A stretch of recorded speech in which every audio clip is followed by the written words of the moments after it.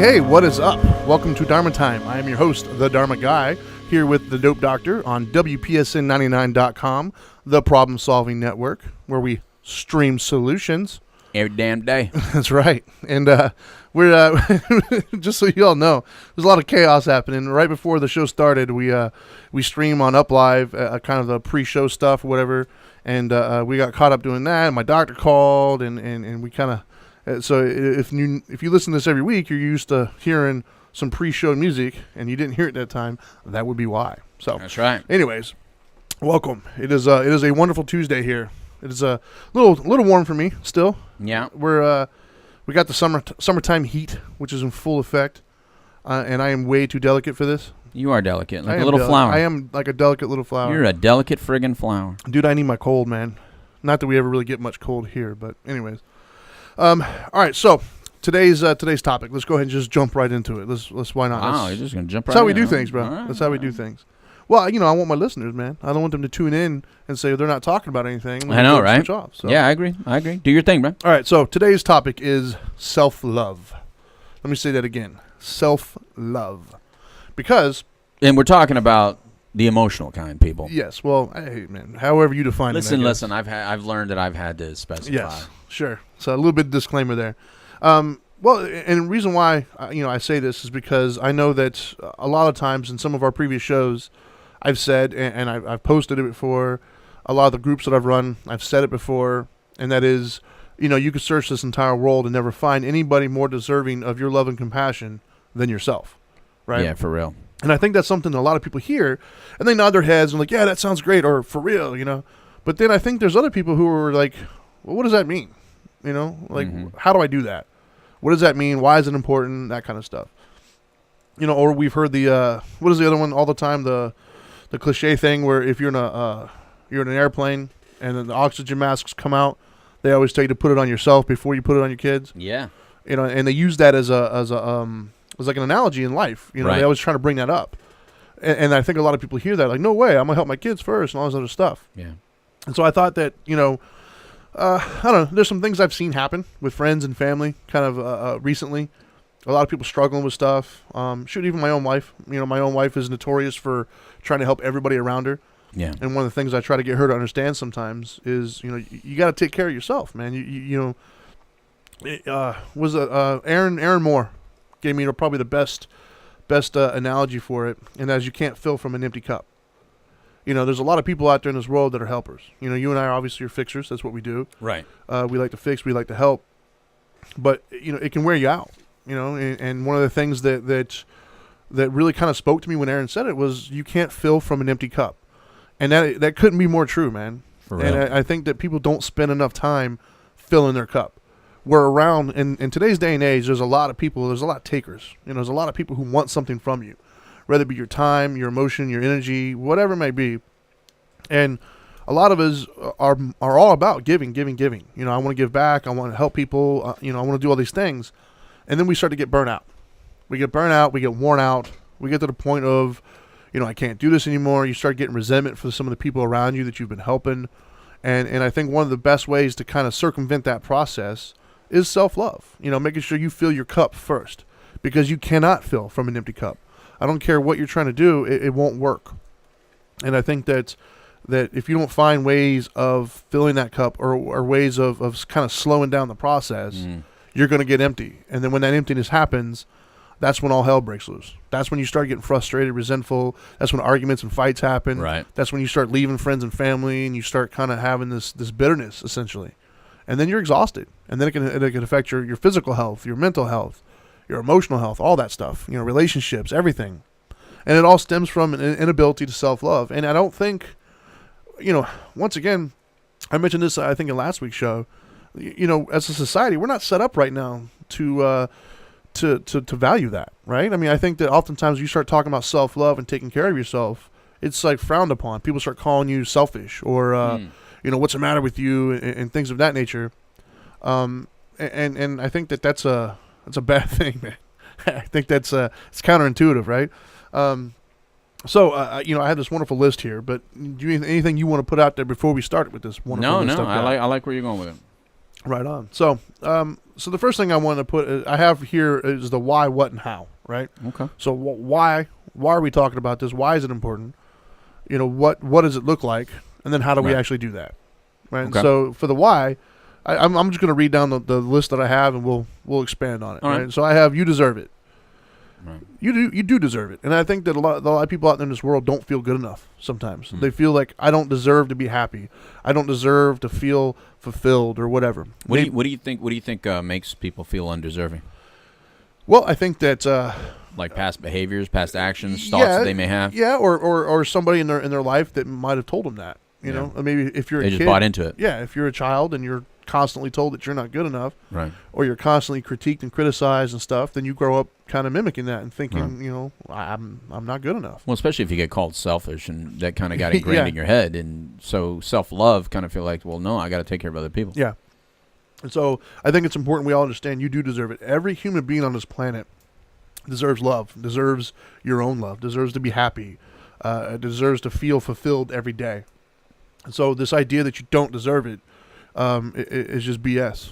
I think one of the questions, though, is first or second.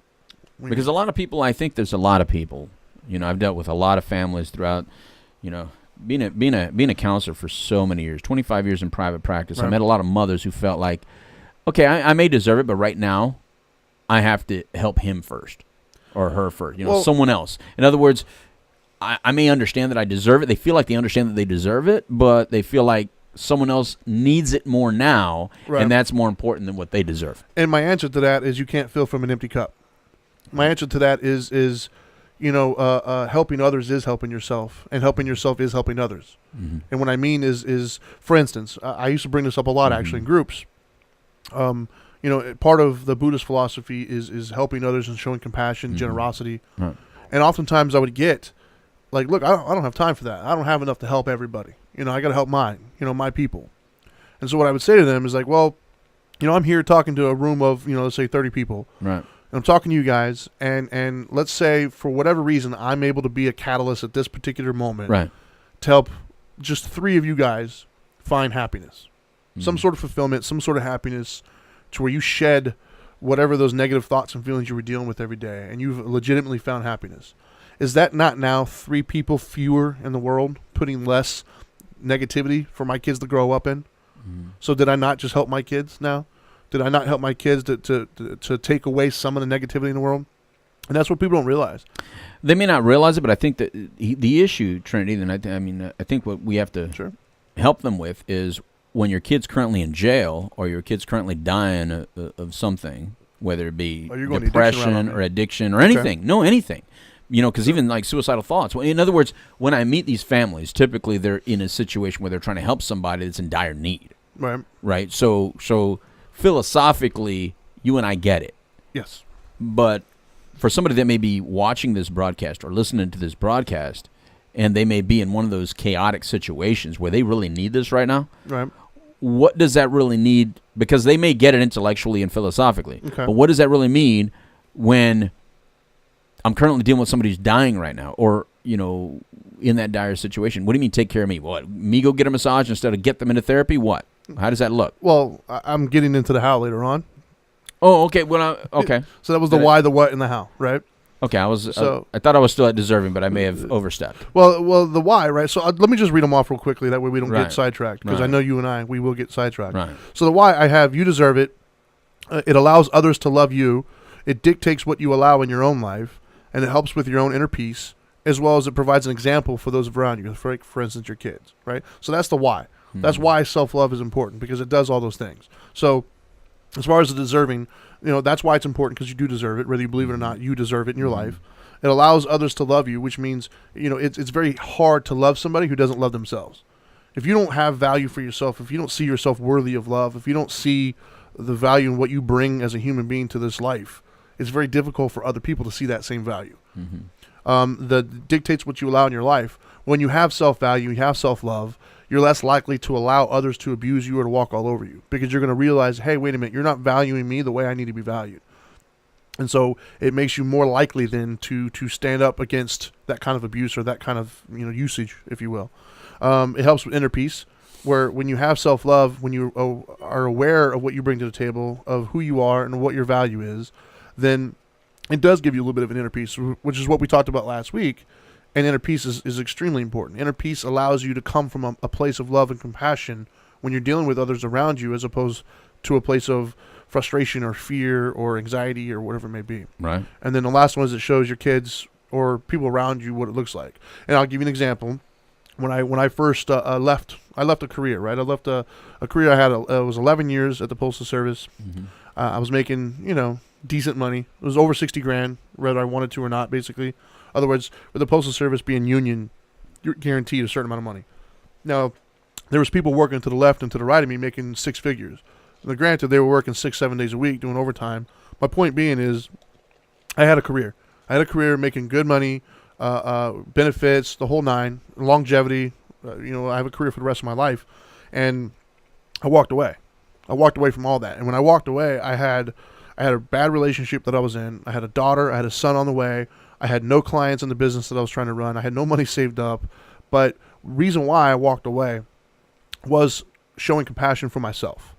It was the moment, that was one of the hardest lessons for me to learn, was I spent all my time thinking about everybody else. And what I didn't realize was by doing that, I was emptying my cup so much to where I became worthless to those around me. Because, I had a friend of mine, actually, when I left the Postal Service. One of the things I'll never forget, I say friend, I use that term loosely. Acquaintance is probably more accurate. Mm-hmm. He was very upset with me leaving, said all sorts of stuff to me, started telling me that I was a bad father, I was making stupid decisions. He didn't agree with any of it. And I needed to stay there to make sure I could provide for my kids and stuff. And so one of the things I asked him was like, look, dude, when I go to this job every day, I hate this place. It hurts me inside to walk in this building. And I'm not going to go into it, but I had problems when I was working there. I was involved in lots of stuff between management and employees. I'm not very good at just, telling me to jump and saying, how high, boss? That's not me. I'm more of a, why? Why do I need to jump kind of thing? And that created a lot of tension between me and managerial individuals. And so there's a lot of drama, a lot of stuff. And I just hated going to work there every day. And so I asked him, I was like, look, man, I'm working nights. I hate my job. I'm miserable every day. I curse this place out every time. What kind of a father am I going to be?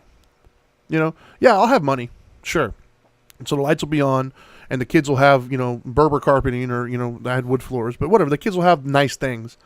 And I said, but I'm never going to be there. I won't be able to tuck them in at night and stuff because I'll be working. And when I do see them, I'm going to be a pissed off, angry person because I'm bitter from dealing with all these things around me that I don't want to deal with. So what kind of a father am I going to be? And I ask you, if you're listening, what kind of carpet did you have as a kid?